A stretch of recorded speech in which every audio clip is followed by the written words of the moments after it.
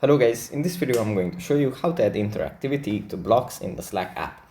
But before that, don't forget to subscribe and leave a comment down below, because at 10,000 subscribers, I'm going to show you my whole YouTube revenue statistics and growth strategy. So without further ado, let's just jump right into it. First, you have to open up the Slack app. And here it usually opens up in the home menu where we have our channels and direct messages. Let me just show you here. From here, we just have to go into general. Then tap on Connect Apps. Then after the app has loaded, in the top right corner we find there's some parallel lines. You just tap on those.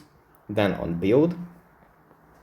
Then if we scroll down, we find this thing, and tap on Learn More About BlockKit. And here if we scroll down a bit, we find interactivity in blocks. If we tap on this, we get an explanation and some steps on how to add how to customize the added blocks so they can be interactive. And yeah, we just have to follow these steps, and we can streamline and personalize our Slack experience this way. That's pretty much it for this video. Hope it was helpful for you guys, and I'll see you in the next one. Bye.